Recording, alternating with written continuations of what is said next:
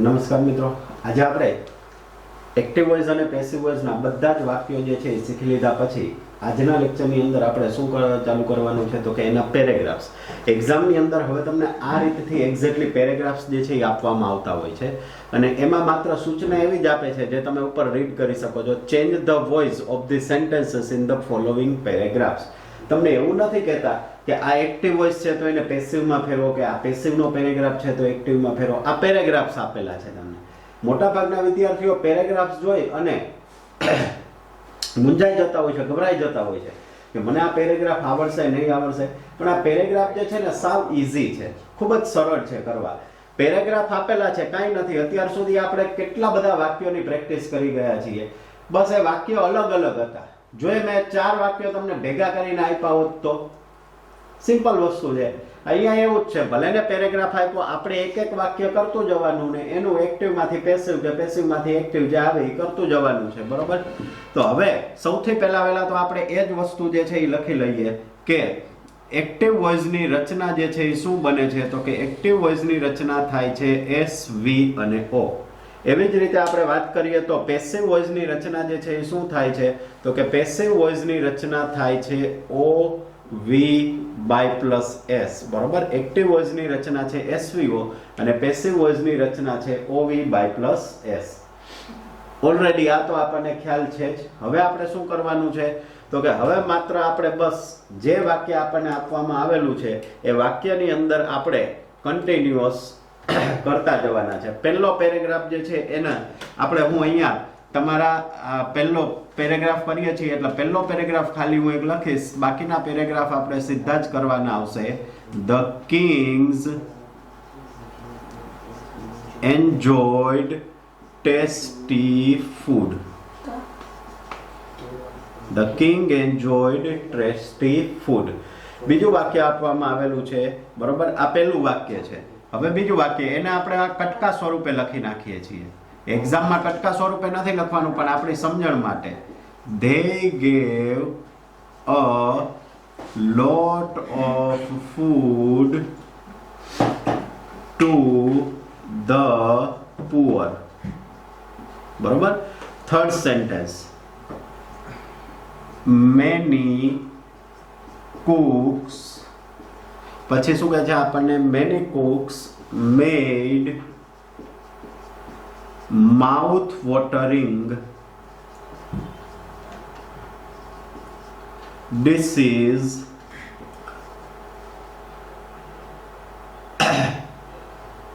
for the kings. બરોબર? અને છેલ્લું વાક્ય આપણે આવે છે એ કયું છે તો કે the kings also rewarded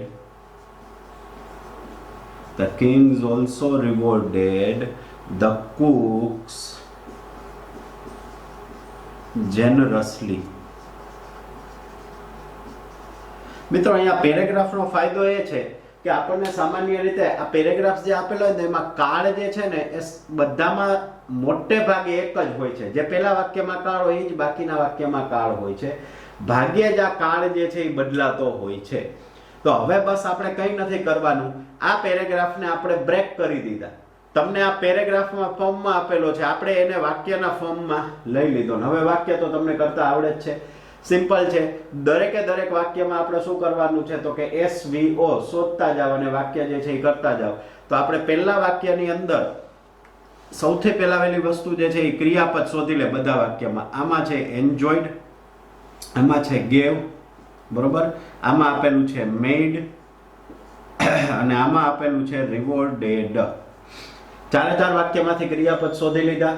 હવે ક્રિયાપદ શોધવાની સાથે આપણે એ નક્કી કરી લેવાનું છે કે આ કયો કાળ છે. અત્યાર સુધી તો ઉપર કાળ મુજબના વાક્યો સરખા જ આવતા હતા એટલે કાળ શોધવાની આપણે મહેનત નથી.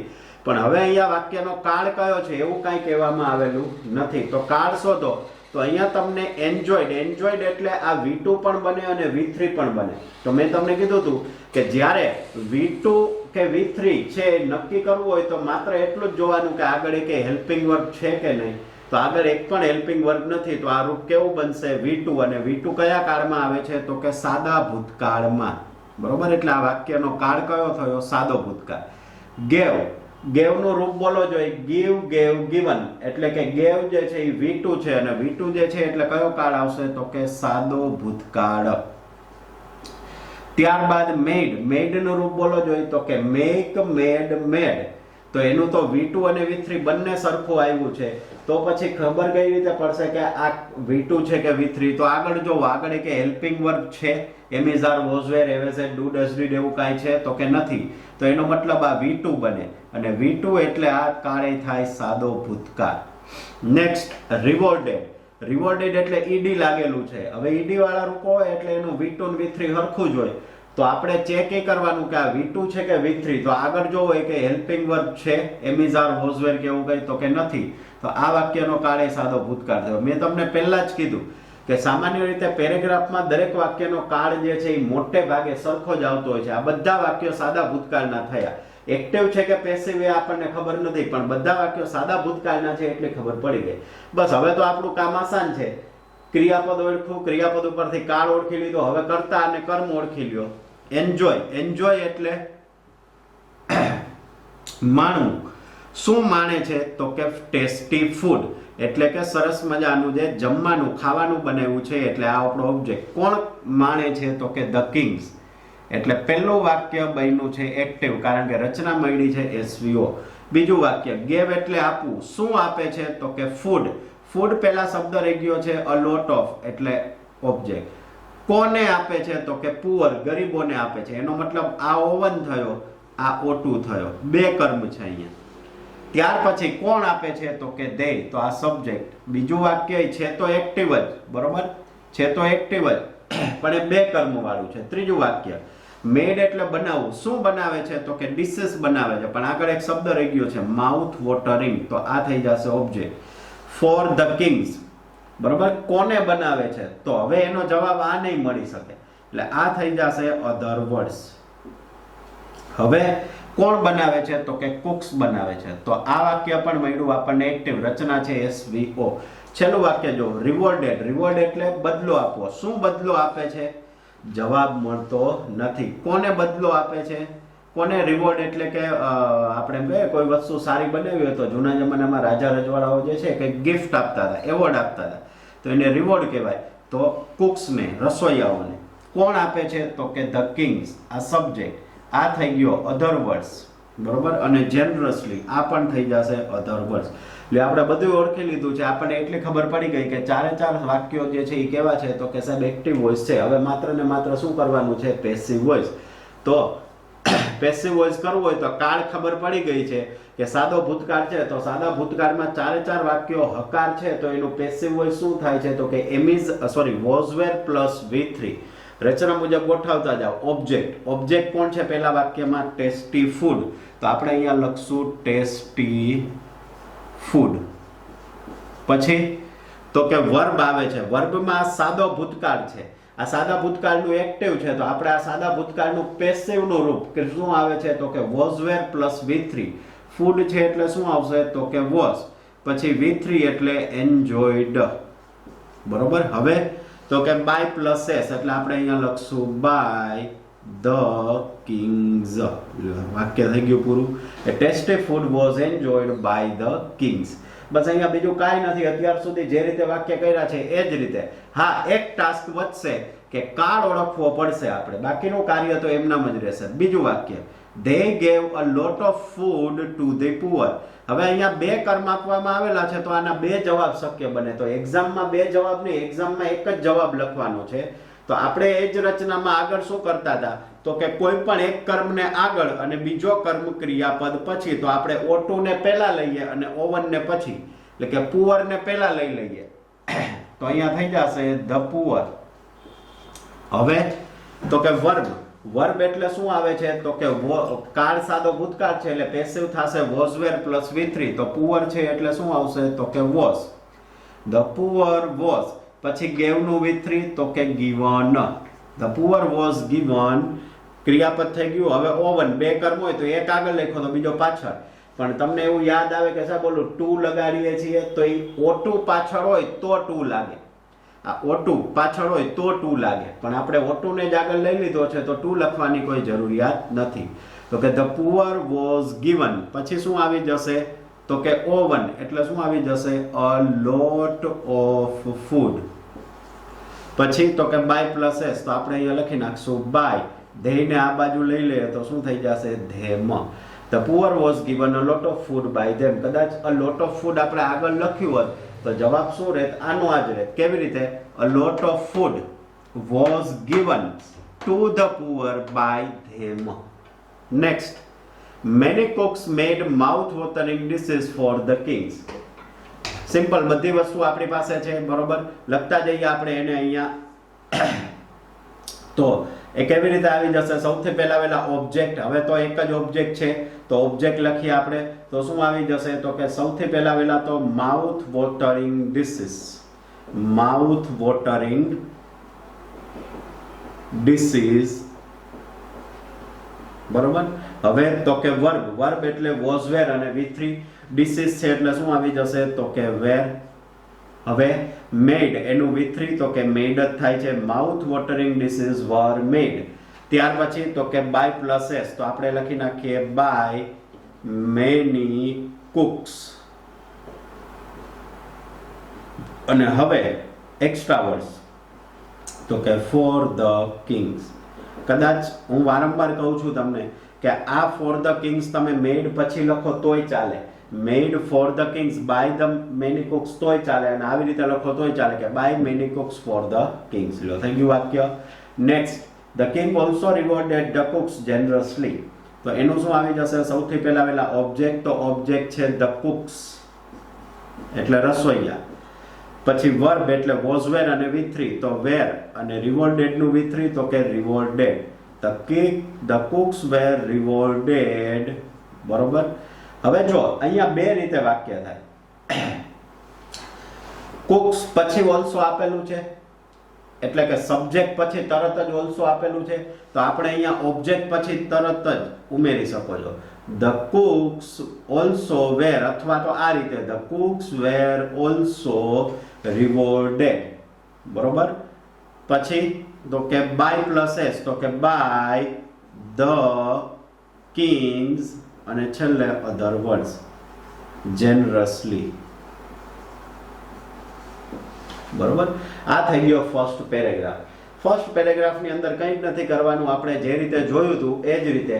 તો એ વાક્ય જે છે એને બ્રેક કરી દો, ડિવાઈડ કરી દો, બરોબર. ડિવાઈડ કરી દેશો એટલે વાક્ય જે છે ઓટોમેટિકલી તમને ફાવશે કરતા, બરોબર. હવે આપણે બીજો પેરેગ્રાફ જે છે એ શીખવાનું છે. તો બીજા પેરેગ્રાફની અંદર આપણે શું કરવાનું છે તો કે બસ એ જ કાર્ય. અહીંયા આપણે એને પહેલા વાક્યમાં, પહેલા પેરેગ્રાફમાં આપણે એવું જોયું કે દરેકે દરેક વાક્ય લખ્યા ને એનું અલગથી કર્યું. અહીંયા મેં વાક્ય લખી લીધા છે અને હવે એને આપણે પેરેગ્રાફ સ્વરૂપે આન્સર લખશું. એક્ઝામમાં તમારે ભલે વાક્ય અલગ અલગ કરો પણ એનો જવાબ પાછો પેરેગ્રાફ સ્વરૂપે જ લખવાનો છે. હવે જોઈએ, પહેલું જ કાર્ય આપણું એ છે, અહીંયા આપણે એક એક વાક્ય લખતા જશું, મીન્સ કે લખેલું છે એને વાક્યને એક્ટિવ કે પેસિવ જાણી અને એનું એક્ટિવ કે પેસિવમાં ફેરવી અને આગળનું વાક્ય જોશું. સૌથી પહેલાવેલું વાક્ય છે many games are being played all over the world nowadays. તો ક્રિયાપદ શોધો જોઈએ વાક્યમાં, તો કયું જોવા મળશે તમને તો કે are being અને played. હવે તમે ક્રિયાપદ વાંચો ત્યાં તમને ખબર પડી જાય કે એક્ટિવ વોઇસમાં ક્યાંય being આવતું નથી. ખબર પડી જ જવી જોઈએ કે આ વાક્ય પેસિવ જ છે, બરોબર, કારણ કે એક્ટિવ વોઇસમાં ક્યાંય being આવતું નથી. ચલો એમ ખબર ન પડે તોય વાંધો નહીં. કાળ કયો છે હજી સાહેબ ખબર પડતી નથી અમને, કોઈ વાંધો નહીં. ક્રિયાપદ શોધી લ્યો. પ્લેડ. પ્લેડ એટલે રમવું. શું રમે છે તો કે સાહેબ ગેમ્સ રમે છે, તો એનો મતલબ ઓબ્જેક્ટ આગળ આવ્યો છે, બરોબર. કોણ રમે છે તો કે સાહેબ એ કંઈ આપવામાં આવેલું નથી, કારણ કે કોણ રમે છે તો તમે એવું ન ઓલ ઓવર ધ વર્લ્ડ, એટલે કે ઓલ ઓવર ધ વર્લ્ડ નો મતલબ થાય છે આખી દુનિયામાં, બરોબર. તો એને એવું ન કે એનો જવાબ એવો ન મળે, કોણ રમે છે એનો જવાબ આવો ન મળે ઓલ ઓવર ધ વર્લ્ડ, બરોબર. કોણ રમે છે ટૂંકમાં એનો મતલબ બાય પ્લસ એસ જે છે એ ડિટેલ આપણને આપવામાં આવેલી નથી, એ ખૂટે છે. કે બાય પ્લસ એસ ની જે ડિટેલ છે એ આપણી પાસે નથી, એ ખૂટે છે. આ થઈ ગયો અધર વર્ડ્સ, કોઈ વાંધો નહીં. પણ વાક્ય એટલું તો ખબર પડી ગઈ કે ઓબ્જેક્ટ આગળ છે એટલે વાક્ય કેવું બનશે તો કે પેસિવ વોઇસ. બરોબર. હવે પેસિવ વોઇસ છે તો આ વાક્યના કાળને ઓળખો. એમ આર, આર એટલે એમ ઇઝ આર, આખું એક સાથે બોલવાનું. એમ ઇઝ આર, બીઇંગ, અને અહીંયા પેસિવ વોઇસ નું રૂપ છે એટલે હંમેશા ક્રિયાપદ કેવું હશે? V3. એટલે આખું રૂપ બનશે એમ ઇઝ આર, બીઇંગ અને V3. M is R, being અને V3 ટેન્સ ટેબલ યાદ હોય તો કયા કાળનું પેસિવ વોઇસ છે? તો કે ચાલુ વર્તમાન કાળ. બરોબર, ચાલુ વર્તમાન કાળનું પેસિવ વોઇસ છે. કાળ ખબર પડી ગઈ, બાકી એ જોઈ લીધું. હવે બાય પ્લસ એસ ઉપર આવીએ કે સાહેબ એની ડિટેલ નથી તો નો હોય તો કોઈ વાંધો નહીં, મેં તમને અગાઉ શીખવાડેલું છે. ગેમ્સ કોણ રમતું હોય? બરોબર, વાક્યને અનુરૂપ કરતા ઉમેરી દેવાનો. કાંઈ ખબર ન પડે તો પીપલ ઉમેરી દેવાનું. બરોબર, કા વી ઉમેરો, કા પીપલ ઉમેરો, અને કા વાક્યને અનુરૂપ ઉમેરો. બરોબર, મેની ગેમ્સ આર, તો સામાન્ય રીતે ગેમ કોણ રમતું હોય તો કે પ્લેયર્સ રમતા હોય, ખેલાડીઓ રમતા હોય. તો આપણે અહીંયા શબ્દ પ્લેયર્સ એવો પણ ઉમેરી શકીએ છીએ. બરોબર, તો આપણે હવે બાય પ્લસ એસ તરીકે કા વી, કા પીપલ અને કા પ્લેયર્સ ત્રણમાંથી કોઈ પણ શબ્દ ઉમેરી શકાશે. હવે આપણે એનો જવાબ લખવા જઈએ તો પેસિવ છે, કરવાનું શું છે એનું? એક્ટિવ. તો એક્ટિવમાં પહેલા આવશે સબ્જેક્ટ. તો સબ્જેક્ટમાં આપણે આ વાક્યની અંદર ગેમ્સની વાત છે એટલે સબ્જેક્ટની શરૂઆત કરશું આપણે પ્લેયર્સથી. અહીંયા એનો જવાબ લખતા જઈએ તો કે પ્લેયર્સ, સબ્જેક્ટ આપણે ઉમેર્યો. પછી વર્બ, આ ચાલુ વર્તમાન કાળનું પેસિવ છે તો ચાલુ વર્તમાન કાળનું એક્ટિવ શું થાય? એમ ઇઝ આર અને વર્બને આઈએનજી. જો અહીંયા ટેન્સ ટેબલ ખાસ કામમાં લાગશે તમને. નો હોય તો વિડીયો સ્ટોપ કરીને ટેન્સ ટેબલનું પેજ જે છે તમે ઘરે બનાવ્યું એ બાજુમાં રાખો એટલે તમને ખબર પડશે કે એમાં ચાલુ વર્તમાનનું આ પેસિવ છે તો ચાલુ વર્તમાનનું એક્ટિવ શું થયું? એમ ઇઝ આર અને વર્બને આઈએનજી. તો પ્લેયર્સ છે તો અહીંયા શું થઈ જશે? આર. પછી પ્લેઇંગ, વર્બ લખાઈ ગયું. હવે ઓબ્જેક્ટ તો શું આવી જશે? Many games. અને હવે તો કે other words, all over the world નાવ અ days. ચલો વાક્ય થઈ ગયું પૂરું. Players are playing many games all over the world nowadays. કદાચ તમે પીપલ ઉમેરવું હોય તોય ચાલે કે people are playing many games all over the world nowadays. હવે બીજું વાક્ય આવો. One such game is football. One such game is football, કે આવી જ એક ગેમ ફૂટબોલ છે. ક્રિયાપદ કયું છે અહીંયા? તો કે જો ક્રિયાપદ તરીકે તમને એક જ શબ્દ આપવામાં આવેલો છે, ઇઝ. હવે ઇઝ આપવામાં આવેલું છે એટલે એટલી ખબર પડે કે ઇઝ જે છે એકલું હેલ્પિંગ વર્બ છે ને એકલું હેલ્પિંગ વર્બ હોય એ વાક્યનો કોઈ દી પેસિવ થાય નહીં. તો એનો મતલબ કે અહીંયા તમને આ વાક્ય જે છે કન્ફ્યુઝ કરવા માટે આપેલું છે. આનો જવાબ જે છે એ એમનામ જ આવે એટલે આપણે એમનામ જ લખવાનું કે વન, કારણ કે આનું પેસિવ થાય જ નહીં તો એમનામ. One such game is football. ત્રીજું વાક્ય, it is played almost everywhere in Europe. It is played almost everywhere in Europe. ક્રિયાપદ કયું છે તો કે is played. પ્લે એટલે રમવું, રમવું એટલે પેલા આ વાક્યનું ગુજરાતી કરો કે તે યુરોપમાં દરેક જગ્યાએ રમાય છે. તે એટલે કોના માટે વપરાયેલું છે? ફૂટબોલ માટે. તો શું રમાય છે તો કે ફૂટબોલ. ફૂટબોલ માટે કયો શબ્દનો ઉપયોગ થયો છે? ઇટ. બરોબર. કોણ રમે છે તો એ કાંઈ આપેલું નથી તો એનો મતલબ આપણી પાસે ખૂટતી ડિટેલ છે બાય પ્લસ એસ. બરોબર. હવે તો કે ઓલમોસ્ટ એવરીવેર ઇન યુરોપ, એ આખે આખું થઈ જશે અધર વર્ડ્સ. વાક્ય મળ્યું છે પેસિવ. હવે એકલા બે વાક્ય કરો એટલે ખબર પડી જાય કે આ આખે આખો પેરેગ્રાફ મોસ્ટ પ્રોબેબલી પેસિવ ન હોઈ શકે. તો હવે આપણે જોઈએ તો સૌથી પહેલા વહેલા તો અહીંયા કાળ ઓળખી લ્યો. કાળ છે ઇઝ એટલે પહેલા આખું રૂપ બોલવાનું. એમ ઇઝ આર અને પ્લેડ એટલે V3. એમ ઇઝ આર અને V3 કયા કાળનું પેસિવ છે તો કે સાદા વર્તમાનનું. હવે તો કે સાદા વર્તમાનનું એક્ટિવ કરવું છે એ પહેલા આપણે બાય પ્લસ એસ ઉમેરી લે. તો કોણ રમે છે તો કે વી ઉમેરો, પીપલ ઉમેરો, કાં તો પ્લેયર્સ ઉમેરો. તો આપણે અહીંયા ઉમેરીએ પીપલ. કર્તા તરીકે ઉમેર્યું આપણે પીપલ. તો હવે આપણે શું લખશું તો કે સૌથી પહેલા વહેલા એક્ટિવ કરવાનું છે એટલે એસ એટલે આપણે ઉમેર્યું પીપલ. હવે તો કે આ સાદા વર્તમાનનું પેસિવ છે તો સાદા વર્તમાનનું એક્ટિવ શું થાય છે તો કે હકાર હોય તો V1 અથવા ACS અને નકાર પ્રશ્નાર્થ હોય તો ડુ ડઝ પ્લસ V1. તો આપેલું વાક્ય હકાર છે એટલે આપણે નકાર પ્રશ્નાર્થ તો ભૂલી જ જવાનું. હવે મૂળરૂપ અથવા એને એસીએસ, તો પહેલા મૂળરૂપ લખી નાખો એટલે પ્લે. હવે એસીએસ ક્યારે લાગે તો કે જો કર્તા તરીકે હી સી કે ઈટ હોય, પણ અહીંયા કર્તા છે પીપલ, પીપલ એટલે લોકો, લોકો એટલે હી સી ઈટમાં ન આવે, એક કરતા વધી જાય એટલે મૂળરૂપનું મૂળરૂપ જ રહેશે. હવે તો કે પીપલ પ્લે, વર્બ લખી નાખ્યું, હવે ઓબ્જેક્ટ તો શું આવી જશે ઈટ, બરોબર. અને હવે almost everywhere in Europe. Next, the game has been made exciting by the professional players. ક્રિયાપદ કયું છે તો કે has been made. has આવી ગયું એટલે તરત જ લાઈક થવી જોઈએ કે સાહેબ આ વાક્ય have has નો ઉપયોગ તો પૂર્ણ વર્તમાન કાળમાં આવે છે, કારણ કે ચાલુ પૂર્ણ વર્તમાનનું તો પેસિવ થતું નથી. એટલે સાહેબ આ પૂર્ણ વર્તમાનમાં આવે છે એટલે કાળ એટલી ખબર પડી જવી જોઈએ પૂર્ણ વર્તમાન છે, બરોબર. મેડ એટલે બનાવવું, શું બનાવે છે તો કે જવાબ મળતો નથી. કોને બનાવે છે તો કે ગેમને, એટલે આ થઈ ગયું ઓબ્જેક્ટ. ત્યારબાદ કોણ બનાવે છે તો કે પ્રોફેશનલ પ્લેયર્સ, તો આ થઈ ગયું સબ્જેક્ટ એટલે બાય પ્લસ એસ. આ અધર વર્ડ્સ છે. તો હવે આપણને મળી ગયું છે એક્ટિવ માંથી પેસિવ, તો આપણે શું કરવાનું છે, સોરી આ વાક્ય જે છે એ કેવું છે તો કે ઓબ્જેક્ટ આગળ આવ્યો છે એટલે પેસિવ, કરવાનું છે એનું એક્ટિવ. તો પહેલા આપણે લખશું સબ્જેક્ટ.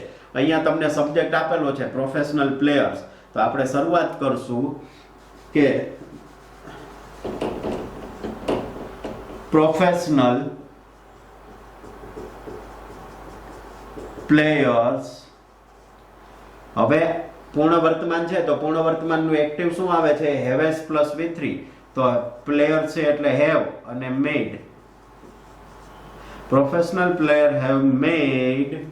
હવે તો કે ઓબ્જેક્ટ એટલે the game.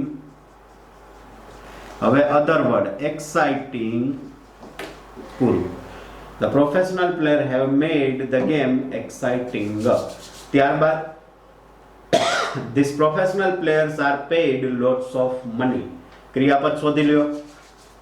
are paid, are paid એટલે એમિઝાર અને V3 આવ્યું એટલે કાળ થઈ ગયો સાદો વર્તમાન, બરોબર. પેડ આ ક્રિયાપદ ઉપરથી ખબર પડી જાય કે વાક્ય એક્ટિવ છે કે પેસિવ, કારણ કે આ પેસિવ નું રૂપ છે એટલે વાક્ય પેસિવ જ હશે. પેડ એટલે ચૂકવવું, શું ચૂકવે છે તો કે lots of money, બરોબર. કોને ચૂકવે છે તો કે પ્રોફેશનલ પ્લેયર્સ ને, બરોબર. પ્રોફેશનલ પ્લેયર્સ ને, એટલે આ થઈ ગયું O2. બાય પ્લસ એસ અહીંયા આપવામાં આવેલો નથી, બરોબર. તો હવે શું આવી જશે તો સૌથી પહેલા તો આપણે બાય પ્લસ એસ ની વ્યવસ્થા કરવાની છે. હવે જો આ વાક્ય એવું છે કે એમાં વી પીપલ કે પ્લેયર્સ નહીં ચાલે. શું કહે છે કે આ ખેલાડીઓને ઘણા બધા પૈસા ચૂકવવામાં આવે છે. ખેલાડીઓને પૈસા કોણ ચૂકવતું હોય, તેમની ટીમ. IPL માં બધી ટીમ છે તો એ ટીમના જે માલિક હોય એ પૈસા ચૂકવે ને ખેલાડીઓને. તો આપણે અહીંયા કયો શબ્દ ઉમેરવો પડશે બાય પ્લસ એસ તરીકે તો કે ધ ટીમ, એટલે કે બાય ધ ટીમ, બરોબર. તો હવે આપણે સૌથી પહેલા એસ આવે છે તો સબ્જેક્ટ તરીકે આપણે શબ્દ ઉમેરો તો કે ધ ટીમ. ત્યારબાદ વર્બ, તો આ વાક્ય છે સાદા વર્તમાન કાળનું પેસિવ, તો સાદા વર્તમાનનું એક્ટિવ આપણે હમણાં જ લખ્યું હતું મૂળરૂપ અથવા એસીએસ.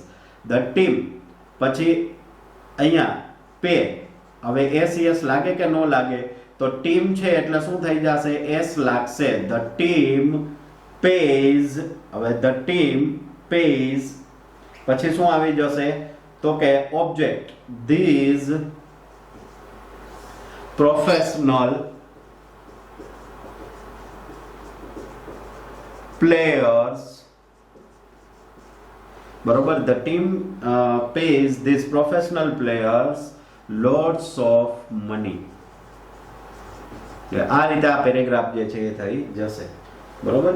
તો આ પેરેગ્રાફ કરતા આપણે શીખા જવાબ તમારે આ સ્વરૂપે પેરેગ્રાફ સ્વરૂપે લખવાનો હોય છે, પણ પેરેગ્રાફ અઘરા નથી. એ અલગ અલગ વાક્યોને ભેગા કર્યા છે. એક એક વાક્ય લેતા જાવ, એનું એક્ટિવ હોય તો પેસિવ, પેસિવ હોય તો એક્ટિવ કરતા જાવ. આ રીતે તમે આ મેથડથી એનું એક્ટિવમાંથી પેસિવ, પણ ખાસ ટેન્સ ટેબલ જે છે આવડવું જોઈએ. અને બીજું કે આ પેરેગ્રાફ જે છે એ આપણે રેડી રેકનર ગ્રામર બુક જે છે અતુલ પ્રકાશનની એમાંથી લીધેલા છે. તો હું રેકમેન્ડ કરું છું કે તમે પરચેસ કરી અને એમાંથી આ પ્રેક્ટિસ જે છે કરો.